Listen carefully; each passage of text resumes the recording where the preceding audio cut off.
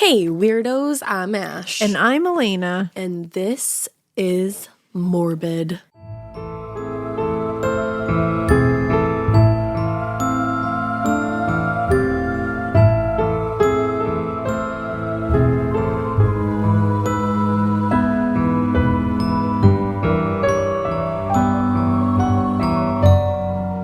This is Morbid, and we got even more soundproofing equipment. My God. I know. We got like this cool, like, foamy thing in front of us. I can't see anything though, and it feels weird. I know, it's so weird to be like professional. It's like we're in our own personal miniature sound booth. It's like a sound booth for ants. It is a sound booth for ants. Ants. Did you see the latest episode? Because this is now a Vanderpump Rules podcast. Love it. It's not. But did you see the latest episode where Katie quoted Zoolander? I did. I thought of you. I love that. I appreciate that. I love Zoolander. It was such a niche reference. Funny to this day. Fun. And as soon as I see David Bowie say, it's a walk-off, I'm over. I'm done. I'm deceased. I made a weird noise. We watched it recently, John and I. Did you? Because we just were like, we need some Zoolander in our life. Yeah. I just really wanted to see Alexander Skarsgård yell orange mocha frappuccino. You could have just stopped at You could have just stopped at Skarsgård, but I needed to see the orange mocha frappuccino. Frappuccino. And then the gasoline fight, the best. And then poof. But as soon as David Bowie came on the screen and it goes, let's dance in the background, I squealed. And John was like, I've never heard that sound. He was like, I really don't from you. know how to Like, feel about are this. you all right? What's going on? I was like, he's just so handsome. It's And he like- was so handsome in that era. Oh my God, I know. He was so handsome all over the place. He was. It's like when you cried at The Last of Us and none of us knew what to do. Yeah, guys. I don't know if you're not watching that show.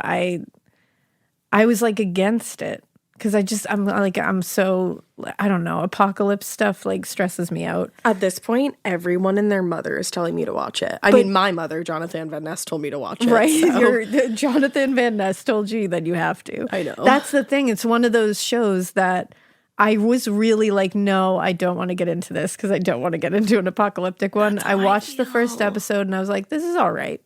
Yeah. Because I was being a dick. Like that's just, like the first time I watched Zoolander. Yeah, I was just being a dick. I just wouldn't watch it. Then I watched the second episode and I was like, well, fuck, now I care about these people. And by the third episode, I was ugly crying and snot was running down my face. Is the third episode that episode? Oh, yes. And you saw, I was threatening John. I was literally sitting on the couch being like, I cannot fucking believe you made me watch this. Can confirm. Because John had watched it before me. Mm-hmm. So he knew what was happening. And so he filmed me. Yeah. Maybe I'll post it at some point just because it's hilarious. I know. Elena like doesn't cry, so it's really funny to see that. So it would be pretty funny. You know what? Maybe I'll post it. Because it's pretty funny, I will say.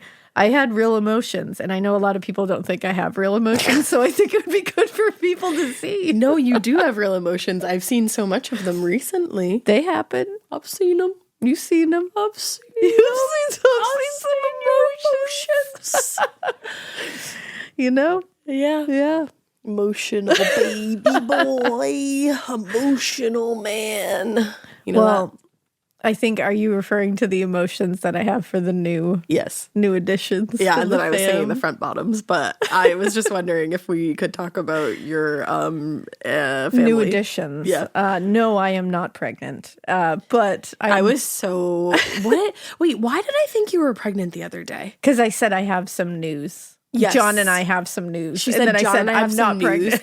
And I almost shat myself because I have a couple more years before babies. And I thought you could hold me over. And you are, just in a different way. In a different way, because it's been over a year now since we lost our beloved Bubba, our beloved Bailey. And we had these two little red fox Labrador puppies fall into our lap. Born on Bubba's birthday. Born on Bailey's birthday. And we had 365 days of the year. And they were born on Bailey's birthday. If that isn't Bailey sending those dogs to us, I don't know what is. And they say that like your next dog or your previous dog sends you your next dog or dogs. Now I'm fully convinced. That's we crazy. Were shell shocked when we found that out. And we were like, they're ours. We have to have them. And we found out about them like in the almost wake of a tragedy. Yeah. So It all kind of lined up, and they're two gals. Are you going to say their names? Yeah. You gotta. We got Sydney. Hello, Sydney. The Sydney Prescott. And now every time I see her, I can say, I always had a thing for you, Sid. And she does. And I do. And the other one is Blanche. And Blanche is a wily little bitch. Blanche Devereaux is really... She's a feisty one. Elena was like back and forth with names, and when she was going to get them, I texted and she was like, oh my God, I got them. And I was like, what are the names? And she was like, you have to wait because one of them I want to tell you in person. And it was Blanche. So I knew one was Sid, and then I was like, what is this other dog's name going to be? Miss Blanche over there. And I love them both. They're beautiful. I would jump in front of a moving train all ready for them. Yeah, truly. Like immediately I was like, well, I would lay down my life for you guys now too. Yeah, she literally said that. So here we are. Now I just love two other things in my house more than anything in the whole world. In the whole fucking world. So we're very happy over here. It was a puppy-shaped hole in my heart that I didn't want to fill right away. But then I think Bubba was like, girl, it's time.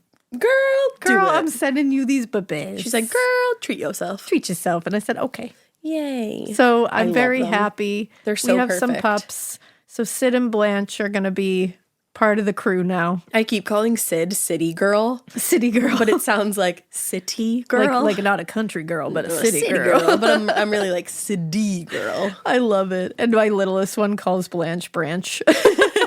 It reminds me of Trolls. I love it. Is that his name's Branch? Yeah, isn't Branch. It? Yeah. But yeah, so that's the good news. And that's making us really happy. And it's given us, animals just give you a little boost. Oh my God, 100%. They really do. I was in a state of straight up depression the past few weeks. Yeah. And then you had them and they just give you kisses. And also, they I snuggle mean into that you. when I say that. Like, I was literally actively depressed. Yeah, like don't.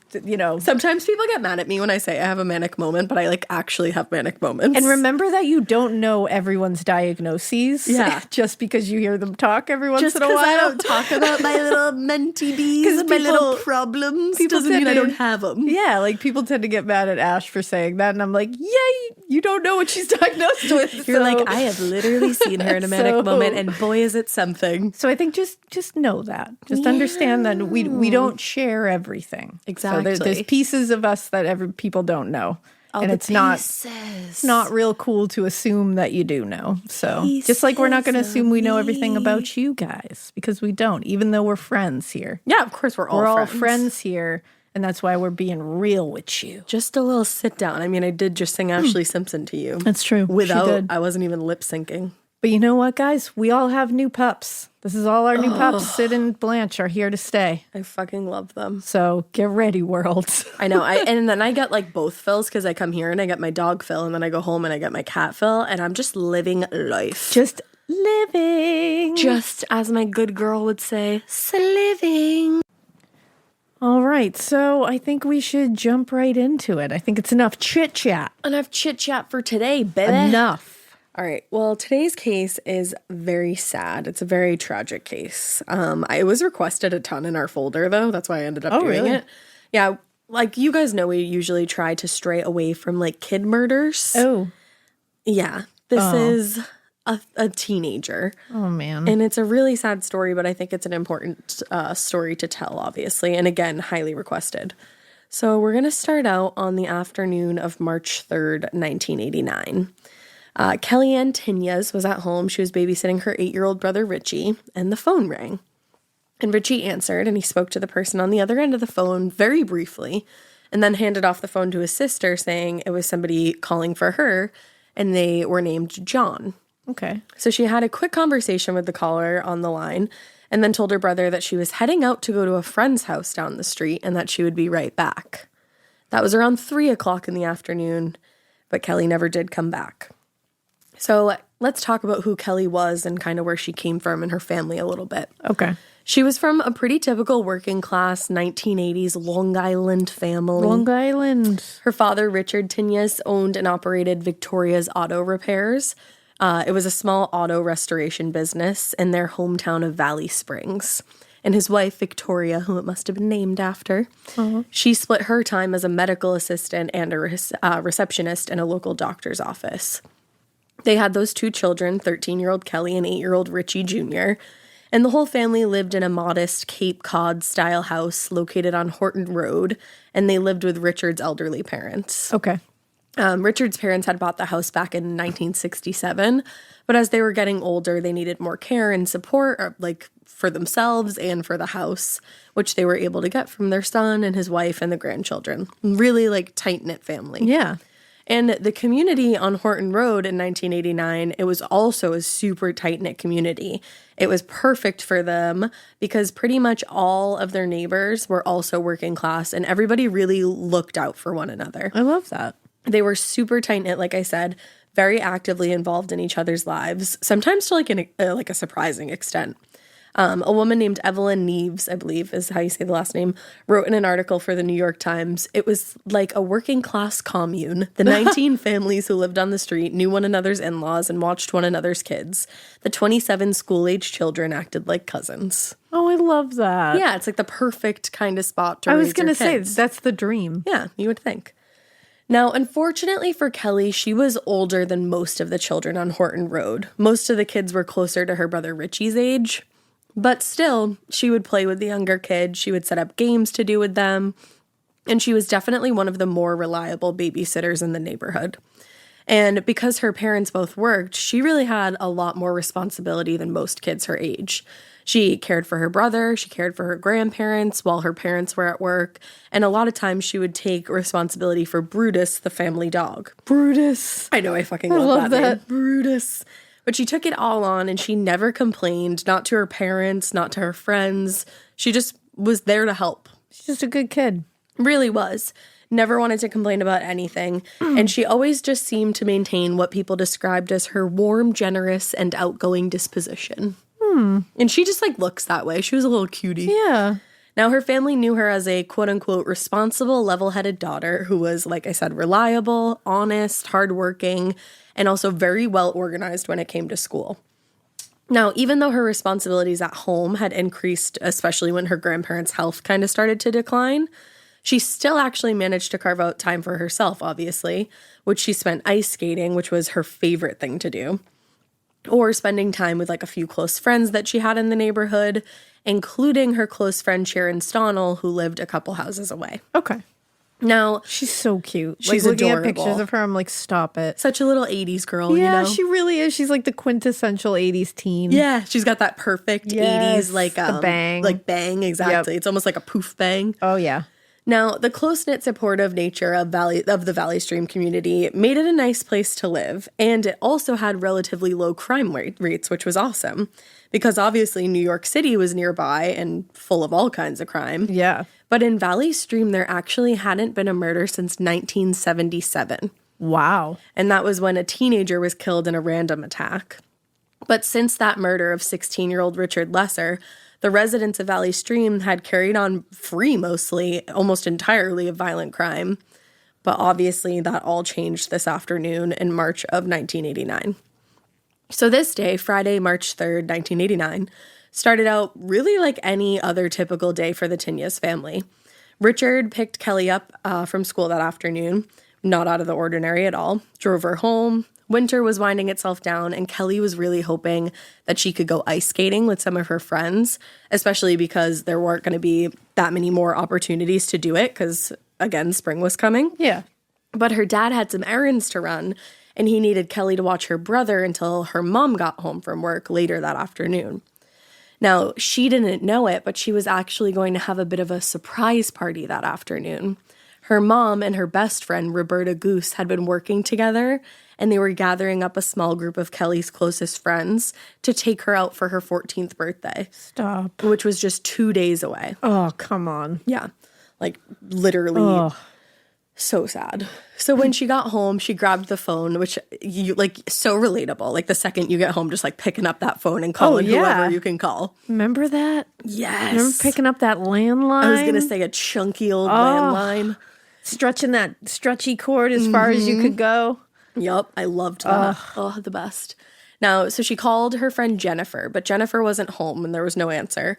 So instead she called her dad and she was like, please, can I go ice skating? Like, I really just want to go with my friends. And he was like, girl, I just told you got to wait for your mom. Girl. She'll be home in an hour, direct quote. No, obviously not. So she was disappointed, but she was like, all right, like, I'm not getting out of this. So Yeah. I got to do what I got to do. Let me make some more calls. More calls on the landline. More calls on the landline. So she called up another friend and they chatted a few minutes before hanging up.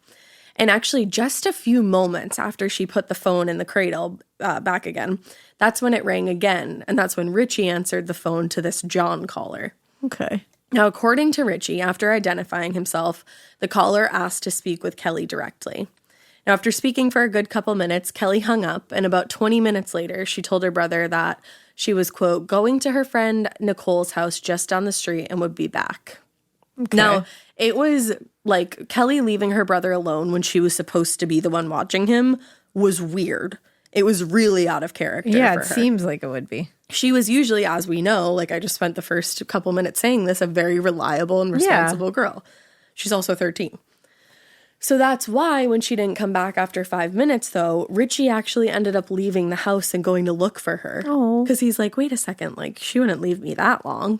And did you say how old he was? He was 8. He was 8, that's what it was. Oh, my goodness. Yeah, so he goes out to look for her, and he went to Kelly's friend Nicole's house at about 3:15, but Nicole told him that Kelly actually hadn't been there and that she wasn't expecting her. Oh, man. So maybe she fibbed about where she was going. That must have been terrifying for him, though. Yeah, and it only gets, like, scarier. Oh. So Richie went along, and as he walked, he ran into another boy in the neighborhood, Harry Finney, who was playing in his yard. I feel like you can picture this all so well. Absolutely. Like, I feel like you can see this neighborhood in your head. Oh, yeah. So Richie told Harry, I'm looking for my sister. Like, have you seen her? Now, as luck would have it, Harry actually did see her just a few minutes earlier as she was headed into the as she was headed into the home of the Golub family. Golub, yeah. Yeah, thank you. We just looked it up. looking it up. I've been saying it one way in my head, so I was like, oh my God, don't say it that way. And the way that you were saying it was the way I read it too. So yeah. I hate when you get a pronunciation in your own head and then you find the real one and you're like, well, shit. Exactly. My head is going to say the other one. Yep. So Golub. Yep. Golub. So the Golub family, they lived next door to Harry. Okay. So Harry and Richie went to the Golub's front door and they rang the bell, but nobody answered. So Harry just went back to his front yard and Richie returned home and figured, Kelly will be back soon. This is unlike her, but I'm sure she'll be back. Poor Richie. So when he got back at home, he did call his dad to say Kelly had left him alone and had said that she was going to see a friend, but had actually gone to the Golub's house. Now he explained that he had knocked on the Golub's front door, but nobody answered. So Richard told his son, go back up to that house and, quote, beat on the door and call out for your sister. Oh, man. So he was already feeling, like, nervous about this. Alarm bells were already going off. Mm-hmm. Oh, I'm so stressed out for this family. It's horrific. Ugh. So after he hung up, Richie looked up the Golub's number in the phone book and tried to call the family several times, but he never got an answer. So he went, 8. I know. And just like picturing him like pulling out the phone book and being like, okay, like I have to figure this out. Oh. So he started banging out, so after he looks up and calls and doesn't get any answer, he goes over to the house and just starts banging on the front door, calling out Kelly's name, but not getting any kind of response. But at the same time as he's doing this, he can hear loud music coming from inside of the house. Oh, God. Yeah. So he assumed that someone was home and just couldn't hear him. So since he didn't get any response at the door, he just started pacing on the sidewalk. My God, this poor child. Calling out to his sister, and he was saying that the dog had gotten loose and he needed help. That wasn't true, but he knew that if Kelly thought that the dog had gotten out, then she would come out from wherever she was. Like that move. Exactly, that would get her to move. Oh. But still getting nothing. This poor baby. I know, both of these poor babies. Seriously. So after waiting a little while longer, just pacing on the sidewalk, he went back home and waited for his mom. Oh. So Victoria returned home a little after 5 p.m. and she was really surprised to find out that Kelly still hadn't come back home. It was, again, very, very unlike Kelly to be any kind of irresponsible. So it hadn't quite raised alarm bells just yet, but the fact that Kelly was still missing was puzzling. Like, they were like, this is weird. Yeah.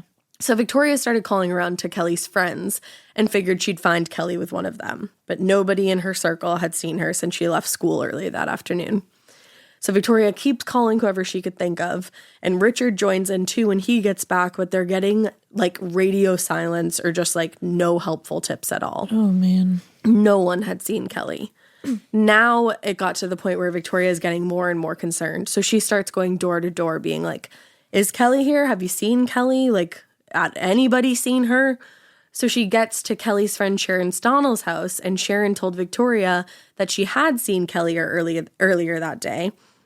And just like Harry had told Richie, Kelly was going into the Gollop's house down the street. I'm so stressed out right now. I know. So after several attempts to reach anybody at the Gollop house by phone or in person, Richard finally got through to the mother, Elizabeth Gollop, a little after 6 p.m. But she said that she had been out afternoon, and as far as she knew, Kelly hadn't been in their house at all that day. Oh, God. So the dad, Richard, is really frustrated seeing as all roads seem to go back to the Gollop's house, but now they're saying they haven't seen Kelly. It's like, no. Where the hell is she? Oh my God, he must have wanted to barge into that house. Oh my God, I can't even imagine. I can just feel it for him. It's like on your street. Like you are looking at that house. It's your neighbor, exactly. You want to just like break down the door. Yeah. So he was frustrated, being like, what the hell? Yeah. And seeing as all roads were leading back to that house, he asked if he could speak with John Jay. John Jay. Uh-oh, the Gollop's John. 14-year-old son. God, Johns. What is going on?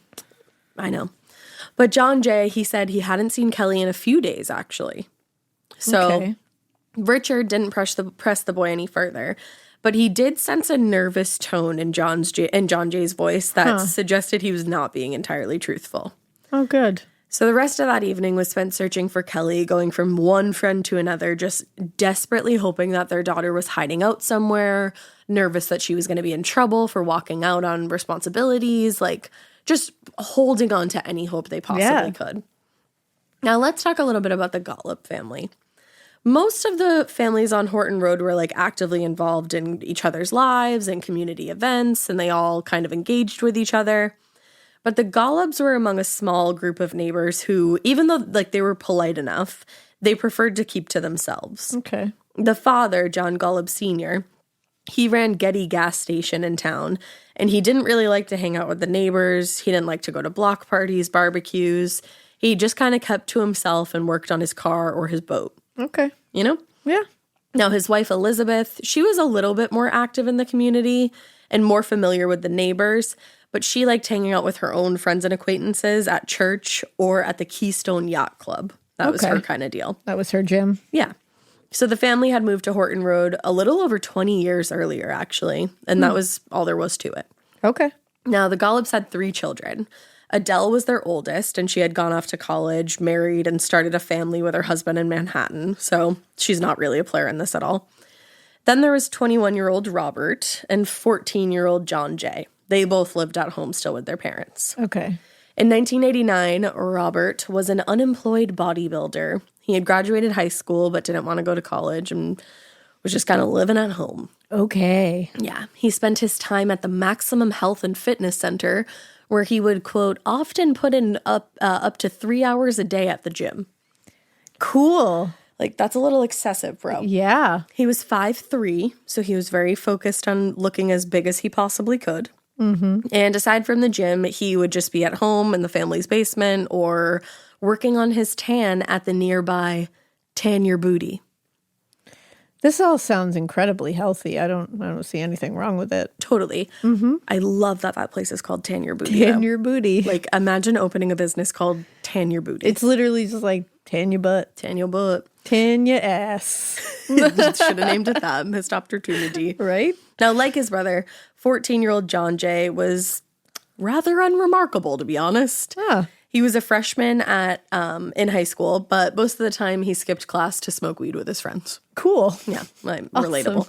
But relatable. In general, he was known to the neighbors as a troublemaker, and he definitely was not the sort of person that anybody expected Kelly to be hanging out with. It was weird that she was even at the Gollop's house in the first place. But for some reason or another, Robert, the older brother, he was under the impression that Kelly and John Jay were dating, actually. Oh. He later told police, "I saw them on the block. I could tell. I could see it in their eyes." Whoa. I was like, damn. You like a, that's impressive. like, I don't know about that. I can see it in their eyes. From down the block. Like, shit, okay. Yeah. But no one in Kelly's family or any part of her friend group had any idea or knowledge that she was dating John Jay. And as far as anybody really knew, they barely even knew each other. That's strange. Weird, right? Well, yeah, that's very weird. I don't know if maybe it was like a thing where they came from different friend groups and maybe they did have crushes on each other. Yeah, maybe that absolutely could have happened. I don't know enough to say one way or the other. That's kind of like an inference that I made based off of everything I read, but because I just don't know why Kelly ended up in the house that day. Yeah. And it seems like John Jay is the one that called because the caller was John. Yeah. Unless Robert called and said he was John, that's entirely possible. Absolutely could have happened. But with John Jay's nervousness, I'm like, so you invited her over and now you know she's missing. Like, yeah. What did you see? What didn't you see? That's the thing. It's like, are you nervous because of that? Because you were the one who did the inviting? Or are you nervous because you know that somebody used your name and it's your brother? Exactly. Yeah. Exactly. Now, as far as the neighbors knew, the Golubs, that's how I was reading it in my head. I was going to say that's how you were reading it in your head. That's how I feel that. The Golubs, as far as anybody knew, they kept a nice and neat, tidy home, but they only ever saw the home from the outside. Oh. When the police did eventually make their way inside of this house, they found it cluttered with debris that officers and other witnesses would repeatedly describe as clutter, clothes, knickknacks, and trash filling every room of the house. Ew. Like, it was essentially like a hoarder house. But, like, there was, like, trash and that stresses me out so much. And it's really sad because, obviously, like, that's a mental illness. Like, yeah. That's where that all stems from. But, like, the kids having to live in that environment. Well, that's the thing. It's like there's kids and then, like, I'm thinking about Kelly in there. Mm-hmm. And that's like a lot of it's just like adds to the stress of everything. And it was a far cry from her home. Where she had grown up. Right. So Richard and Victoria, they spent most of that Friday evening, like I said, making calls, walking around the neighborhood, looking for Kelly, just panicking more and more as every hour passed. The next morning, the search for Kelly continued. Richard revisited all the places he previously looked for his daughter, including the Golub's home. The Golub's home. Christ. Oh, it's so hard. No, I'm not faulting you at all. It's when you read it in your head. I've done that so many times. It drives you nuts. The Golub's house. And when Elizabeth Golub invited the family into the foyer of the home, Richard and Victoria were actually shocked by the mess that just stretched from one room to the next. Damn. Richard explained again that several people had seen his daughter go into their home the previous afternoon and no one had seen her leave. So Elizabeth, that's a problem, my guy. Yeah. So Elizabeth was like, I'm sorry, like I was running errands. I really did not see Kelly here, but let me go wake up John. So she wakes up John and he said, nope, I haven't seen her in a few days. So they were completely out of options at this point. And Richard and Victoria had to return home and call the police at this point to report Kelly missing. Break my heart. Awful. A call you never, ever, ever, ever, I can't even fathom it. No. So Thomas McVetti of the Juvenile Aid Bureau of the Nassau County Police Department, he was the first one to see the case come in, and he returned Richard and Victoria's call. Now, after doing the usual due diligence in cases of missing children, calling friends, checking the usual hangouts, yada, yada, yada, he went to Kelly's house on Horton Road. And he sat down with Richard and Vicky and went through all the usual questions. Again, explaining, sometimes kids take off for a while, but they usually return. The classic. The whole nine. The classic. And Victoria was like, no. She literally said, not Kelly. Kelly doesn't do this. Yeah, a lot of parents do know their kid. Imagine that. Yeah. Now, Richard and Victoria explained that several neighbors, again, had seen their daughter go into the Golub's house around 3:15 the previous day, but nobody in the Golub house says they saw her.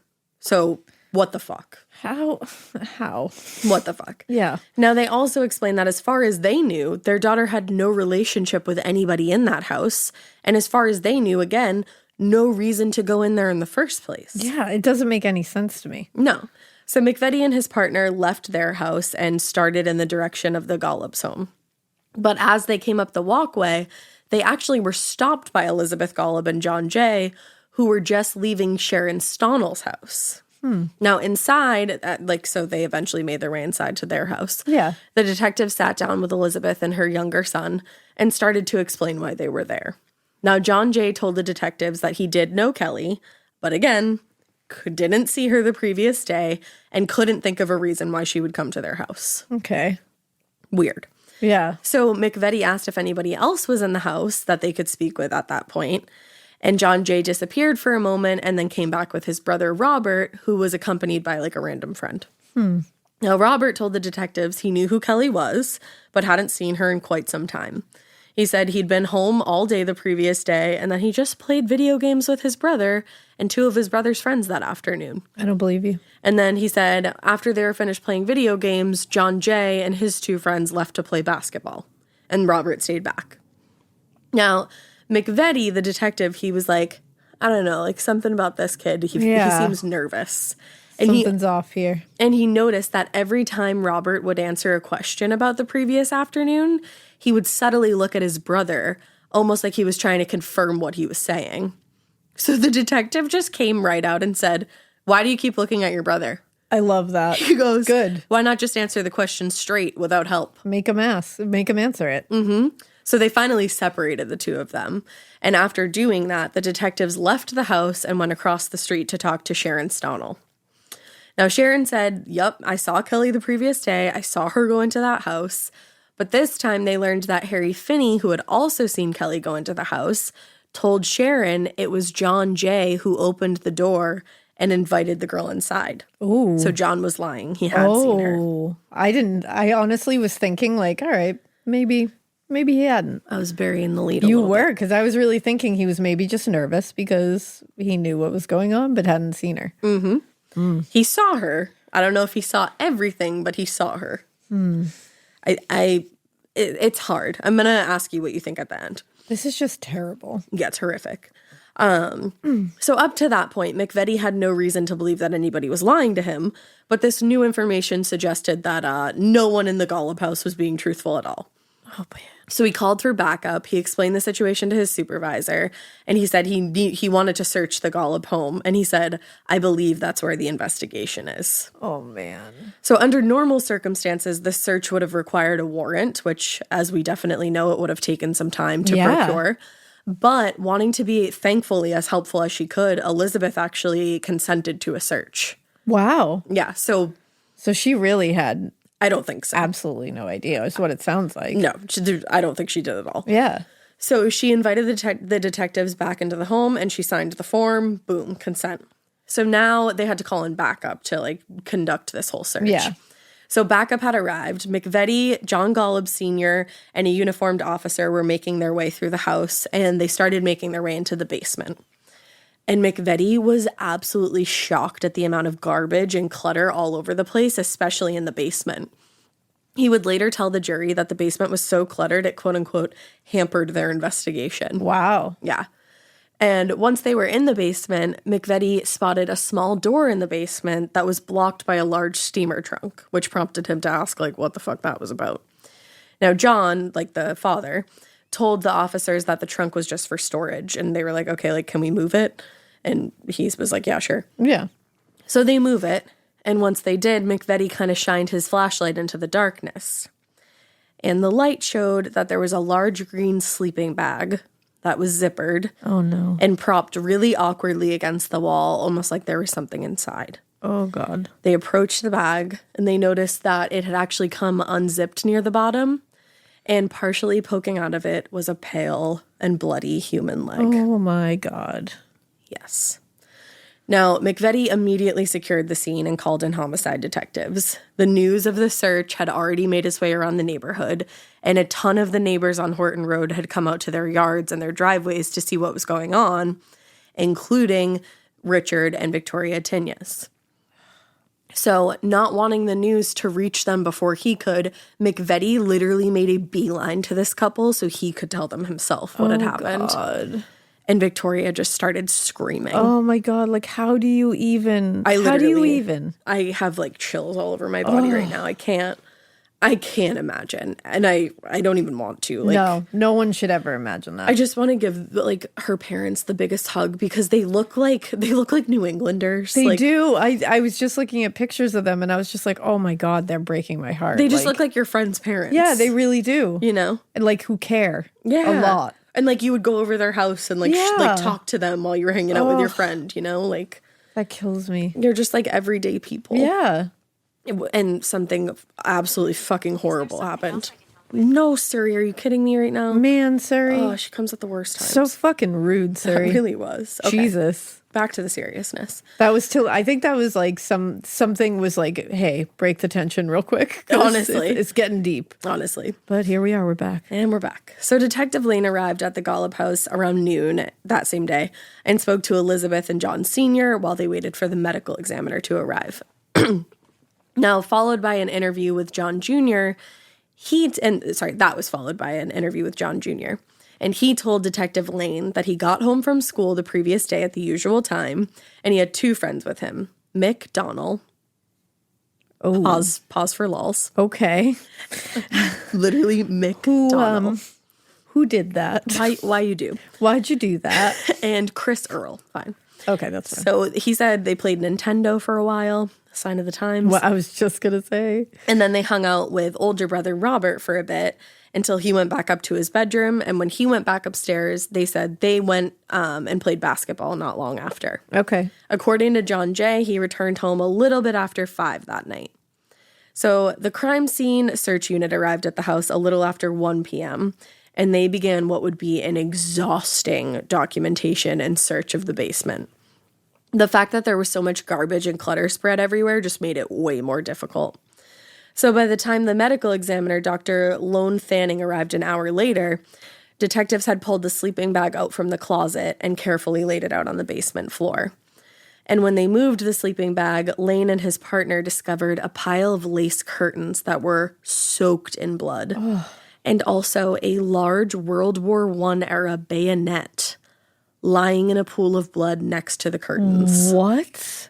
A bayonet? Yes. What the fuck? And here's the thing. This medical examiner is a suburban medical examiner. And I just told you there's been like one murder in the past 10 years. Oh, man. Now there's a bayonet involved? Yeah. Dr. Fanning was used to just like natural cause deaths, you know? And was shocked by what she discovered upon opening the sleeping bag. This is absolutely brutal, just so you know. Like, if you do need to skip, please do. One of the detectives on the case would later say that Kelly's remains were scarcely recognizable as human. Oh, my God. Whatever happened to her and the person that did this, like, I'm like, you're not even a human. You're an animal. Oh, God. An animal. Her face had been beaten and was insanely bruised by the time she was discovered. Her throat had been cut so severely that the wound extended, quote unquote, nearly to her backbone. Oh my God. And clumps of her hair had been ripped from her scalp in what appeared to be handfuls. What the fuck? And then detectives also discovered in the bag a bra that had been knotted like it had been used as a choking device. She's 13 years old. 13 years old. Oh my God. Now, at a quick glance, her body suffered the same brutality as her face, if not more. Oh. Her torso, head to toe, was just covered in bruises, slashes, 2 human bite marks. Oh my God. And this is super graphic and absolutely fucking awful. Her killer had slit her from sternum to groin, exposing her internal organs. Oh my God. Like, horrific. That medical examiner.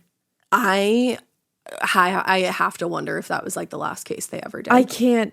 I would have to have had retired after that. How do you couldn't prepare for that in a city setting? No. Never mind in like a suburban. Just like in this quiet little street where like everybody, it really was like quiet little street. Everybody gets along. Like, and she just got a call like, come over. Oh no. How many times did you get a call when you were younger to go to your neighbor's house? What the fuck happened? No. Holy shit. Going back to the scene, a lot of the cuts made to Kelly's torso were consistent with a blade that was the size and shape of the bayonet. Jesus. But also at the same time, many of them were not consistent with the bayonet. Oh. Which led detectives to believe that there was a second or possibly even third weapon missing from the scene. Detective Lane had seen the body when they pulled it from beneath the basement stairs, and he theorized that whoever had done this to Kelly had to be a very large, very powerful person. And very vicious, awful, savage person. Mm-hmm. Now, he'd seen John Jay, who was average height and weight build for a 14-year-old boy, and he assumed his two friends were, most likely of a similar build. So it seemed very unlikely that any of those three were responsible. Yeah. Possible, but not likely. So based on all the testimony collected that day, the only people in the house that previous afternoon were John Jay, those two friends, and 21-year-old bodybuilder Robert. Bodybuilder. So Detective Jack Sharkey was assigned the task of interviewing McDonnell and Chris Earl, John Jay's two friends, who had been at the house that afternoon. They confirmed that they had all been there, and just like John Jay said, they played video games before they left to go play basketball. And they also suggested it was pretty likely that it was John who called Kelly and invited her over to the house. Wow. Officers had learned that the boy had, quote-unquote, been sweet on Kelly for years. Oh, yeah? Yeah. And he was the only one in the house that really knew her that day. My God. No, after their interview, both boys actually consented to a polygraph test, and they both passed, quote unquote, with flying colors. Wow. So because they didn't really match like who they thought could have like overpowered Kelly and pair that hand in hand with the passing of the lie detector test, it rules them out as suspects. That makes sense. Since Donald and Earl were now crossed off the list of suspects, the only two remaining possibilities were John and Robert. But again, since he seemed to lack the physical strength they thought would have been necessary, and since his friends had confirmed that John Jay had been with them that afternoon, Detective Lane decided to focus his attention on the older brother, Robert. Now, according to Robert, he had woken up around 10 a.m. because he's a real winner. Yeah. On the morning of the 3rd. He's really killing it. He's really killing the game. And he said he went to a convenience store to purchase a bodybuilding magazine. Cool. Because apparently he was very fixated on his one hobby in life. He's so cool. Yeah, like wicked cool. And then after he got his magazine, he came right back home, he said. I doubt it. Who even knows? So that afternoon, he spent time with his brother's friends, and he said after the younger boys left to play basketball, he went back up to his room, he drank a couple of beers, and smoked some weed. And he said that he had never seen or spoken to Kelly that afternoon. And in fact, he really only knew her well enough anyways to say hi. It's like weird. Why was she in your house then? I totally believe you. But he did say that Kelly had been close with his younger brother, John, and that she, quote, sometimes called the Golub home twice a day to speak to John Jay. Okay. So I do wonder if there was like a little bit of like flirtation going on between happening there. John Jay and Kelly. Yeah. I don't think John Jay had anything to do with this, to be honest. In my personal opinion, I don't know, but I don't think so. Okay. So when police showed Robert the bayonet used in the attack on Kelly, he said he never owned it and had actually never seen it before. And as far as he knew, nobody in the house did either. Oh, a bayonet just showed up in your house one day? A World War I bayonet, just like essentially an antique. You just plop. It fell in your house. You know, I can't believe that has happened to somebody else. That happened to you too, Yeah, huh? it just showed up at my house. Like, who do you think you're fooling, Robert? Like, you're really looking at investigators and being like, yeah, never seen it. It doesn't belong to anybody in this house. It just lives here. Yeah, it's just... It pays rent. I don't know. Just showed up. It doesn't one belong day. to us. Like, what? What? What, dude? It's a fucking net. It's a World War I era bayonet. That is a relic of years past, and you are telling me that you don't know how it ended up in your house? Lies. Liar. So, weirdly, he consented to a polygraph examination. He was like, yeah, I'll take that. Arrogance. He thought he could beat it. He sure did. He had full-on plans to do that because they did go on with the test, but it had to be called off partway through when the examiner noticed that Robert was trying to mess with the results by holding his breath at various points. Of course he was. You don't think the examiner is not going to see you holding your breath? Their entire job is to examine read every single little thing that sets your body off to make it that you're lying. And you think that holding your breath is going to somehow get past them? It's an examiner. They examine you. They just watch your ass. Boy. You dumb fuck. I'm glad you're dumb, but like shit. So while detectives interviewed the rest of the neighbors on Horton Road, the crime scene technicians continued this absolutely crazy job of the daunting task. Because this scene is brutal anyways, and then the added chaos of the crime scene. Oh. Now, while they were searching, there were a few significant items found in the basement. There were 2 briefcases that contained Kelly's clothes that she was wearing the day before. Random briefcases. Fuck? That's so weird. And a large white t-shirt that appeared to have 4 semen stains on the front of it. Disgusting. I'll tell you now, they don't think she was sexually assaulted. Well, that's good. Pre-mortem?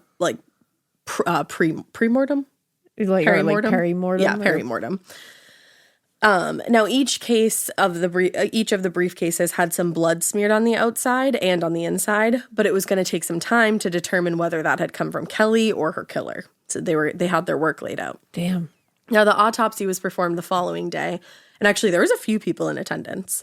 There was Detective Richard Wells, the medical examiner Dr. Thanning, a serologist named Dr. Arlene Colin, and then the chief medical examiner Dr. Leslie Lukash. Mm-hmm. Now, thankfully, like I was just saying, tests actually found no evidence of semen on the surface of Kelly's body or internally. And there was no other signs of sexual assault. Okay, so pre-mortem or perimortem, either one, she was not. She was not. Okay. Now, unfortunately, though, the medical examiner wasn't able to find any fingerprints present on the body, which is, I'm like, did you wash her? I know. Down? How did that work? But I don't, maybe it was because it was so brutal. Yeah. But the chief medical examiner, Dr. Lukash, determined the cause of death was blunt force trauma to the skull. But after identifying more than 200, and this is in quotes, 200 discrete blows to her head, the medical examiner had to stop counting. 200? More than 200. I literally, my brain isn't computing that. I don't even know how that's possible. The randomness of this act is just like, I don't know if maybe that's why it's one of the most requested cases. It's like, how did this happen? I'm like speechless. Like 200 had to stop counting at 200 to her head. Yeah. Like, I don't even know poor girl. How you do that. What kind of fucking animal do you have to be?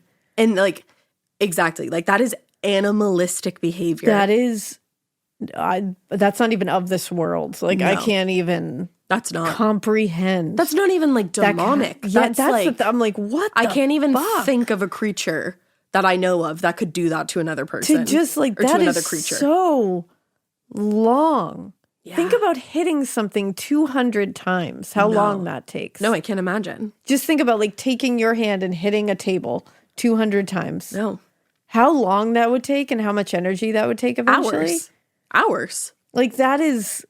I'm speechless. I don't even know what to say about that. That's unbelievable. It's absolutely crazy. Poor girl. I know. And her poor family. Her family. It's awful. I actually like have anxiety right now. It's like that's like really killing me.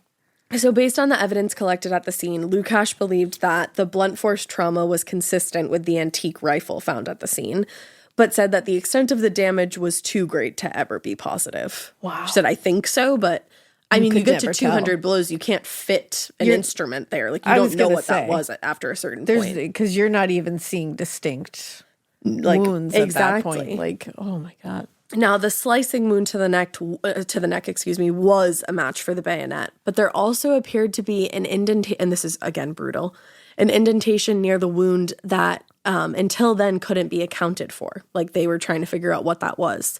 So the doctor spent more time examining the blade and then realized that the circular indentation was caused by the knob on the handle of the knife, which meant that the killer had to, quote unquote, lay the blade across Kelly's throat and then stand the full weight of his body on the knife, bouncing up and down.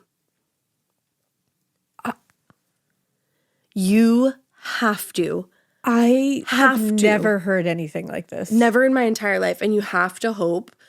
And I have to tell myself that she was gone. She had to have been. With the blows to the head, she had to have been. It had to, which does not fix any of this, but oh my God, I can't.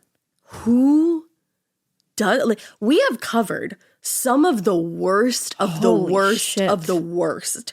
And I cannot compare this killer to anyone I have ever read about. This is just like my arms this entire time are this just is covered. stuff you can't make up. No. Like, this is stuff that if you saw it in a horror movie, you'd be like, who comes up with that? You'd be like, I don't want to watch anything by this person ever no one again. is no one's like that. No. Oh my God. No.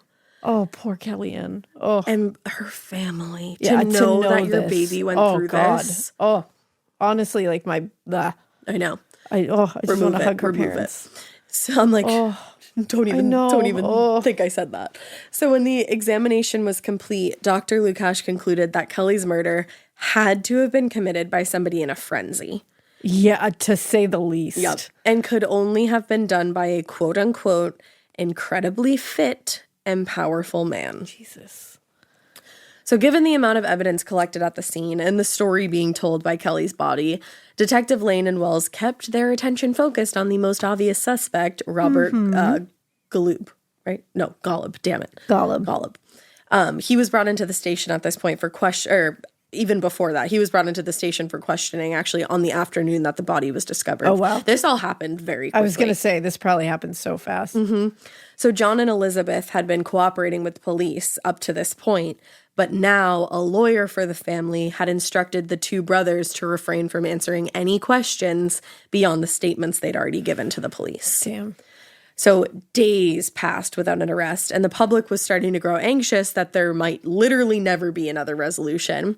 And Kelly's parents, Richard and Victoria, must have been losing their goddamn minds. Seriously. Because you know what happened. She went into that house. She was found there. So why hasn't somebody been arrested Exactly. yet? I would have been like... Oh my God, I'd be losing my fucking mind. And they were. Now, in the meantime, forensic tests were being conducted, and the results, I mean, remember, this is the 80s. The results were very slow to return. But when they did come, they seemed to confirm that Robert was involved in the killing. But there were complications. For one thing, there was a handprint discovered near the body that did belong to Robert, but it was discovered in his home, which made it a lot less significant. And then the blood smears on the cases where Kelly's clothes had been found were also determined to be Robert's blood. But given that, again, it was his home, there was no way for analysts to determine whether it was left there the day of the killing or a day or two before. Like, yeah. I don't know who would think that got left there a day or two before, but sure. To bring it to court, you got to go beyond a reasonable doubt. Now, when Robert was brought in for questioning on the day of the murder, he actually had several small cuts on his right hand. Oh. But those cuts, they said, showed no signs of having bled recently. Which is weird, but I'm like, I mean, how do you really determine that? Like, if he has cuts on his hand, he has cuts on his hand. Yeah, he does. Right? Like, yeah. How can you tell if they bled recently, if they're red? I mean, you could really, the only thing I can think of is like what stage of healing they're in.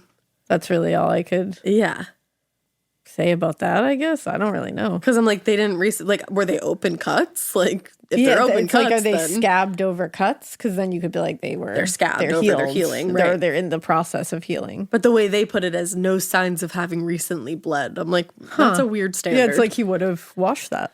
Right, exactly. So essentially, while he may have looked very guilty, a good lawyer could have explained a bulk of the physical evidence as to being no different than skin cells, fingerprints, and trace fluids that everybody leaves around their house every day, which is really gross that you It really is gross. Don't think about that. But on March 24th, nearly 3 weeks after Kelly's body had been discovered in the basement, investigators did finally feel like they had enough evidence to make an arrest, and Robert was arrested. Wow. Now, it was a step in the right direction, but still people in the community were pissed off. Like, they were very frustrated. Kelly's uncle Robert told the press, "We feel only a fraction of relief about the arrest. There are so many unanswered questions that are hurting right now. 4 people in the house and no one heard anything." Yeah.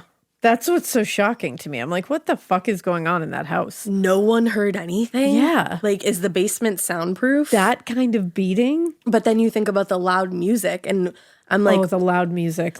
Is that why nobody heard anything? Because it was so loud that Richie could hear it outside. Oh my God. That adds such a different layer to this. It's like a horror film. It is. This is like so bad. It is. So those unanswered questions and frustrations grew, exponentially in the time between the arrest and the trial. While Robert spent his days in prison, he was like lifting weights in the yard or preparing in his cell for trial. A lot was going on back home. Reporters, neighbors, strangers were harassing John and Elizabeth Golub nonstop. Their home was being referred to as a murder house because that's what it was. And their harassment had actually become so intense that they had to send John Jay off to a private boarding school. Oh, wow. Which, if he had nothing to do with this, then you do feel bad that happened. Of course. It's just so weird. And then Kelly's family claimed that at the same time that the Golubs were trying to intimidate them. And then the Golubs claimed that they were being prevented from freely coming and going to their home. And Elizabeth claimed that actually she was being sexually harassed around town at this point. So it is a whole full-blown mess. Yeah. Like, it is like the neighbors that hate each other. The it's all this time. the Hatfields and McCoys. Thank you. Yes. It's that, literally. I loved that little like hand motion you were doing. I knew it would get Just flowy hands, and I was like, got it. You were like, I don't know what you're Nailed saying. The Hatfields and the McCoys. Yeah. That's exactly what this was. That makes sense. And eventually the tension had become so disruptive, like fights had broken out and everything, that a police officer had to be regularly parked on Horton Road to intervene if necessary. Wow. It got that bad, which is sad. And you can understand why it got that bad. Of course. Now, while all of that was going on in the neighborhood, Robert's defense lawyer, John Lewis, he was hard at work trying to get a ton of critical evidence excluded from trial. Of course. Yeah. Prior to trial, a Fry hearing was held to determine whether the DNA evidence collected at the scene, mostly from the outside of the briefcases and the palm print on the wall. Okay. They wanted to see it in this trial if it would be allowed at the murder trial.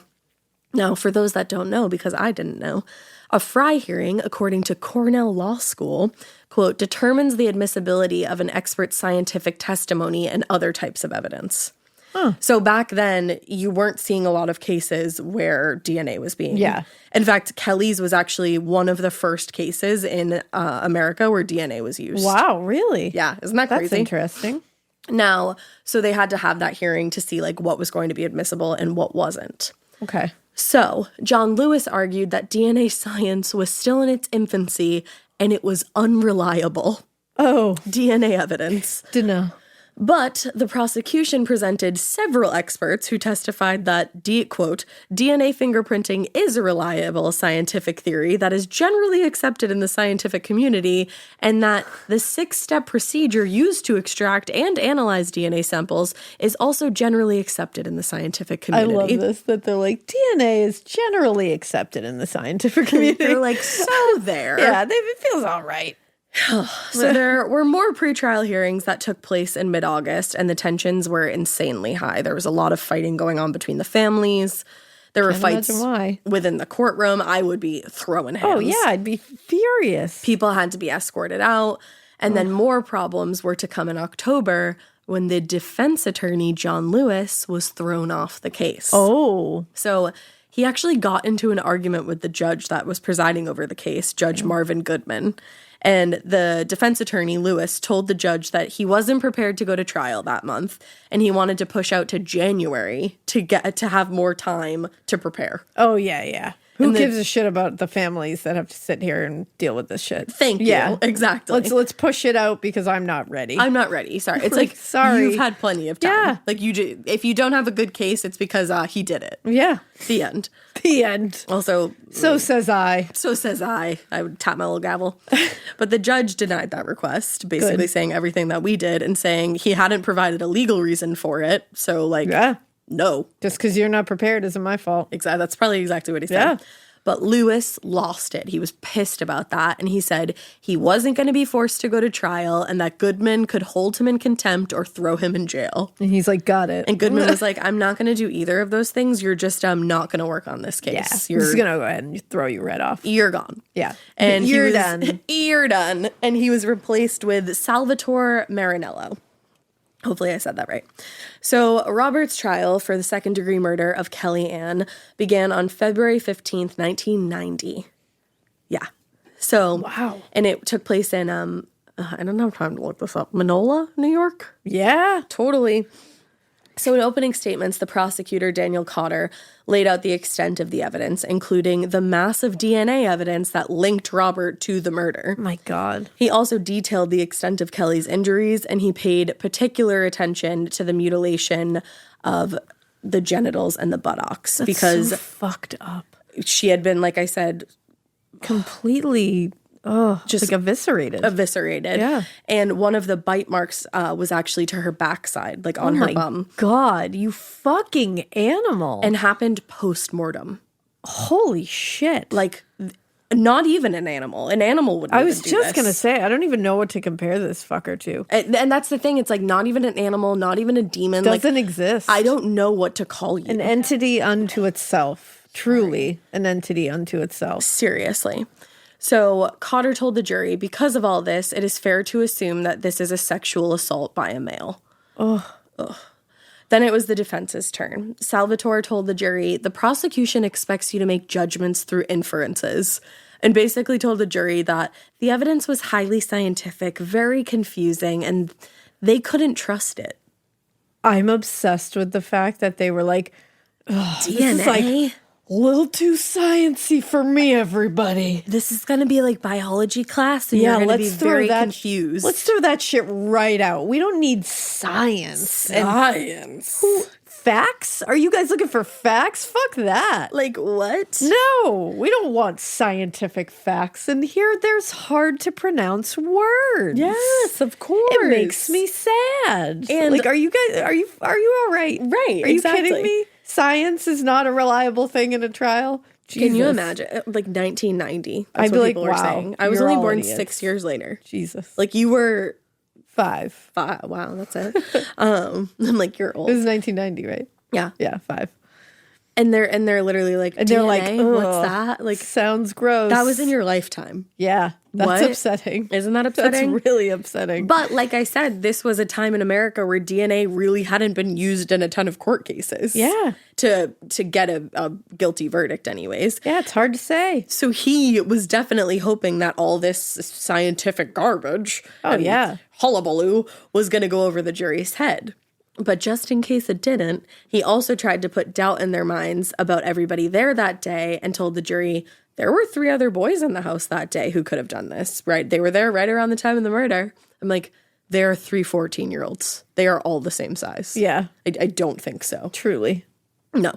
Now, luckily, Prosecutor Cotter there was able to shoot down that argument by pointing out how unlikely it would be for 3 14-year-old boys to commit, quote, a savage, vicious act, been covered with blood, and then go calmly play basketball. Yeah. Because again, like they literally had an alibi. Yeah. And then to prove his point even further that it wasn't one of these younger boys, he explained that one of the boys placed a call to his mom from the Golub house at about 3:21 to go tell her that he and his friends were leaving to play basketball. So I wonder, because that phone call meant Kelly entered the house shortly after 3:20 p.m., I would say, that she would have been in the house alone with Robert. So that makes me wonder, was it John Jay that called, or was it Robert saying he was John Jay, knowing that his brother had been maybe like flirting with Kelly, and they had all gone out to go play basketball, and he saw some kind of opportunity? That, to me, that's what that makes sense. Right? To me, it makes sense that this little fucker would pretend to be his little brother to 100%. lure her to that house. That's what I think. Because I don't know anything about this family. I don't know anything about this pig and his brother. But I don't know if it makes sense that like this kid would just lure her there, especially if he liked her. If he was sweet on her, exactly. Like they had some kind of thing. And then he's going to leave. Like if anything, you would think he would, if he was the one that called her, I feel like, and if she liked him, they would have gone and played basketball together. Yeah. You know? Yeah, it's straight. And to me, it feels more like this guy pretending. Yeah, definitely. Because this feels cunning as fuck. That's my theory, is that he obviously saw Kelly around town, probably developed some kind of weird fucking fascination, and because then he's a fucking troll. Oh, he's beyond even... Pigman. Beyond words. True pigman. Yuccas. Yeah. Yuccas McGee. Disgusting. Is the new name. Truly.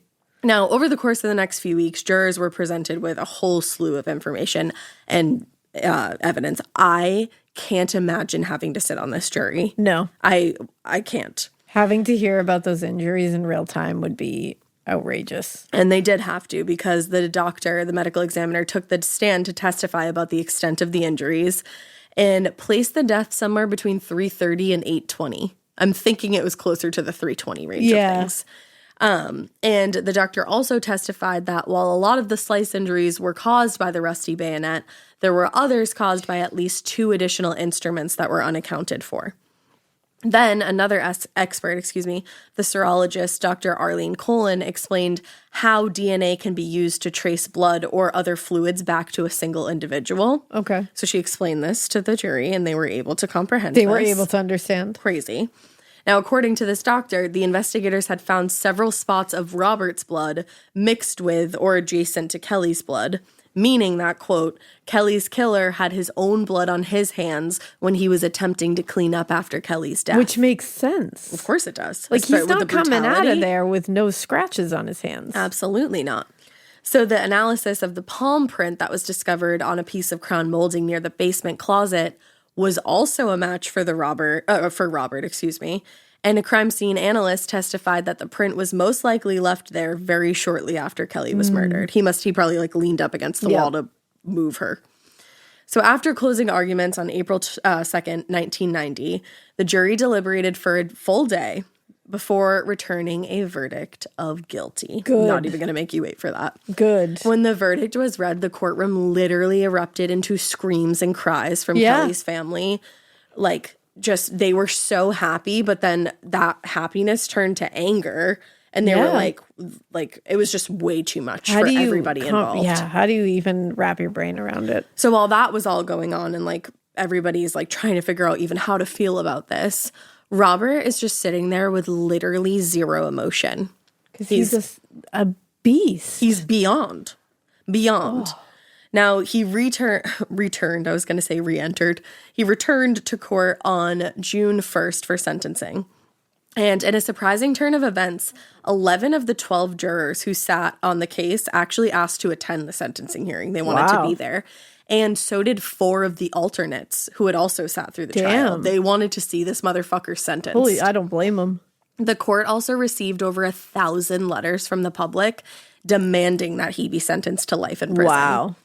So he was given the opportunity to speak before he was sentenced. Which I'll never understand why we let that happen. Me either. And he did take the chance to say that he was innocent. Shut the fuck up. It's weird that your blood was everywhere then. Yeah, that's strange. And he told the jury, I did not kill Kelly Antinnis. Who let Kelly into our home? Who could have had any motive? These are questions I have to answer. These are questions the jury should have considered. Oh, okay. You really thought you did scold something the jury, there. Like, for what? sure. He then went on to scold the jury. He said that there was a police conspiracy to convict him. The jury was against him.